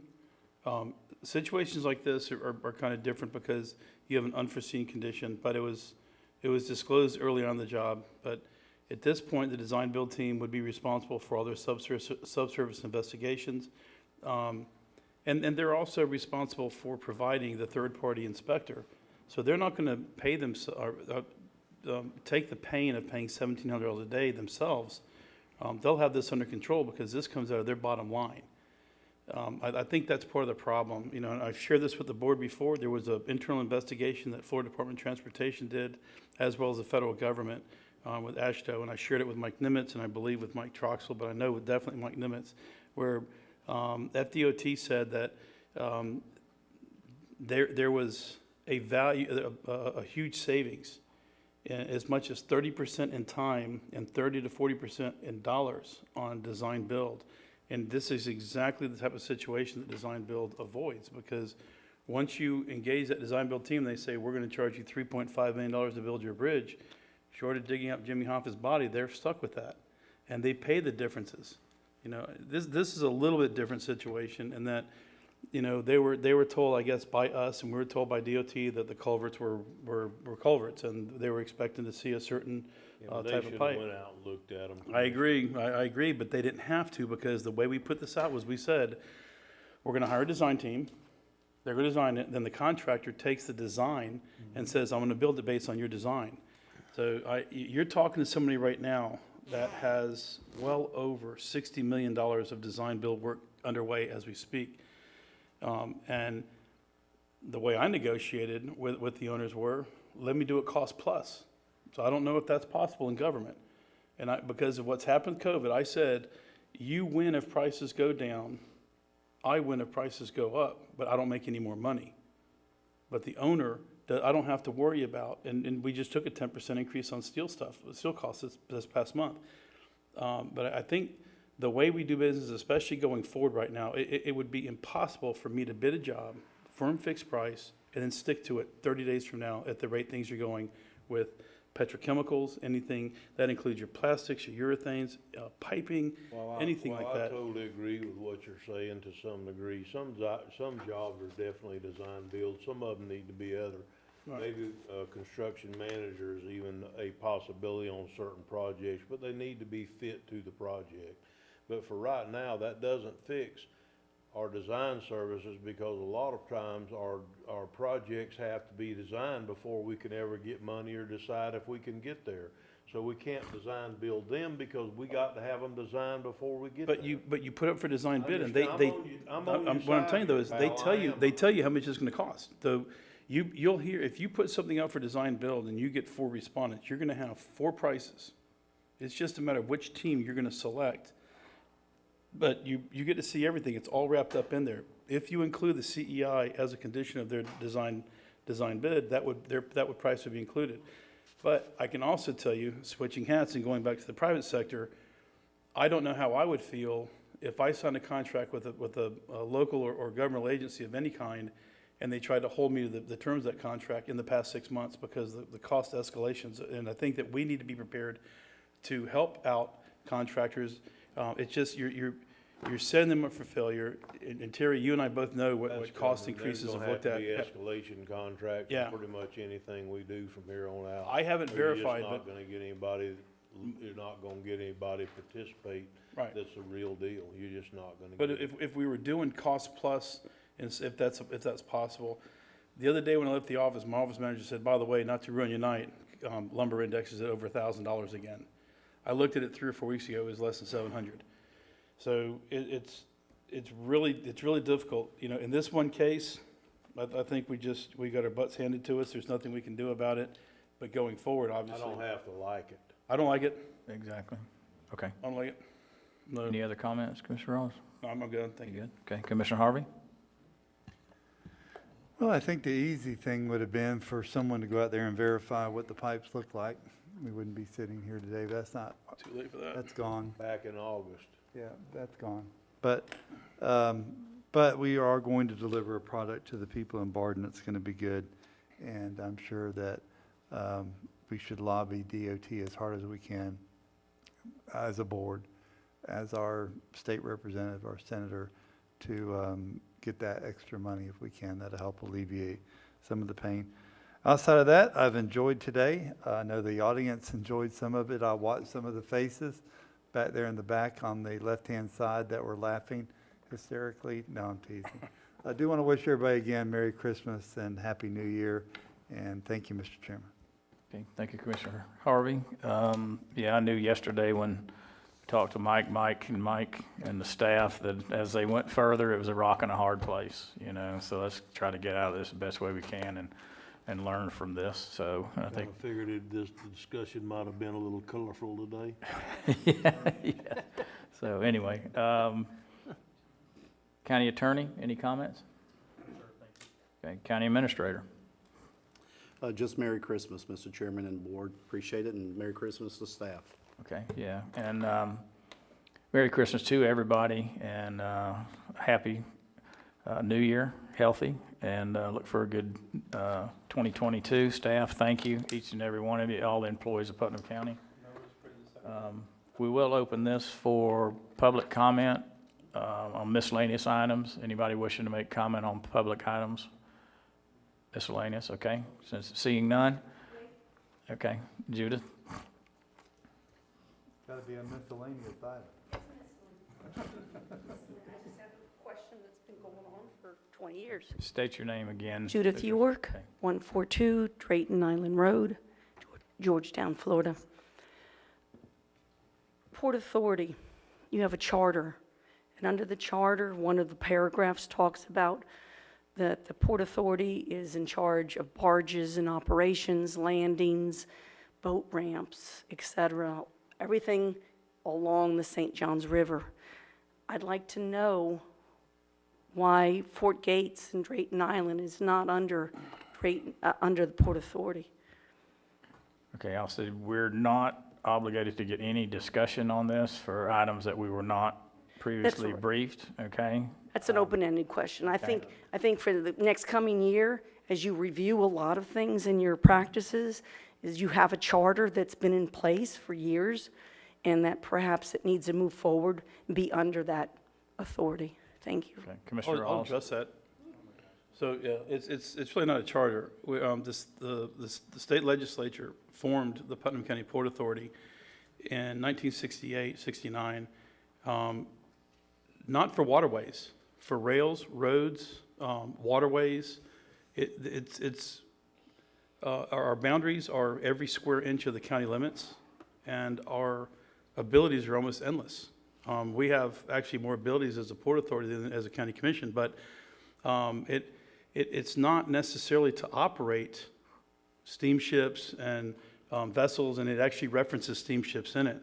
I read it again for about the 10th time the other day when I was getting prepared for the meeting this morning, but I don't know that it would benefit in any way for the county to be operating a ferry service to benefit so few people. I think it would be better for the residents of Drayton Island to have that operating for themselves and not have the government in your way. You guys, we can collect the fees, the fees through your taxes, through an MSBU, and pay that to your operator if you also choose, and handle it like we do in Bostwick, where you've got folks that live in the Saratoga Harbor. I'll think in a minute. They live on dirt roads, but they want them to be graded. So they tax themselves. We hire a grading service. They go out there and they grade the roads, and we hear the complaints. But that's them. They have their own committee that meets. They decide how much they want to pay for the service. So But respectfully, the ferry has been operating for over 100 years. The county has operated it for 90 years plus. And when I purchased, it was operating 6 days a week. But it's not now. I'm Things- down to 2. Things Yeah, change. and So I'm just saying, all I'm saying is your charter, so what you're saying is, Yeah. I understand that, but your charter under Port Authority is saying that it falls under that. So I'm just saying, you're having a different idea about an MSBU. Under your own documents, it's stating what you have. And I'm just saying, if that's the case, then publicly change your charter, say, kick it out. But It's not actually a charter. Okay, we're not, It's state statute. We're not gonna finish this today. It's under so there. It's legal. You brought it. Okay, public comment, come forward and please state your name and address for the record. Gary Chrysler. Gary Chrysler, Train Technologies, 8929 Western Way, Jacksonville. With the procurement group right here, would not having a selection process for certain trades where you can have continuing contract providers on pre-selected. You can Dirty get 3 civil engineers, you could get 3 architects. You go through a selection process, and then as the job comes up, what you do is you bring 3 in, they do a little presentation, they bring their project manager, their superintendent, Jeff's Commissioner fine. Rawls, you can tear them upside one way and down the other, and whoever survives, that you can end up ending negotiating on a scope. Is that, Call me later and I'll tell you my thoughts on that. okay? Well, to the professionals, we see Direct your that- question to me, I'm sorry, sir. Yeah, direct them Mr. to me. Chairman. Okay. Continuing contract providers are, I see colleges, universities, school districts do it, I would assume. county- We do have continuing contracts with some services, yes, sir. Yeah, and does that make it easier? Sometimes I it don't does. $1,700 a day. Nothing makes this one easier. Yeah, and then sometimes I think if you could send it out to bid, it probably would be better for us. But, you know, we have continuing contracts for a reason, so we have them. Well, have a blessed Christmas. Okay, you too. Let me ask one more thing before we quit. Yes, sir. Mr. Troxel, would you have somebody put together me a package of what's gone on since the middle of the year on that Barden Bridge project? I'd like to know how we got here, at what point they found out that the pipes were wrong, how long it took the engineer to do their job, because it seems to me like the screw-up started with the engineer calling for the wrong pipe, because they should have went out and put their eye on it. And it's my understanding that happened back in the summer. I'd just like to, I would like somebody to put me together a schedule of events, that thing just tastes too bad for me to walk away from it, guys. I can't do it. I'm with you 100%. I think we've got to at least know what went on to the point to where we can hopefully prevent it in the future. So if you could have somebody put a complete chronological order of what went on that project for me up to date, I would appreciate it. Thank you, sir. Thank you, Mr. Chairman. Okay. Any other further business to come before this board? We stand adjourned.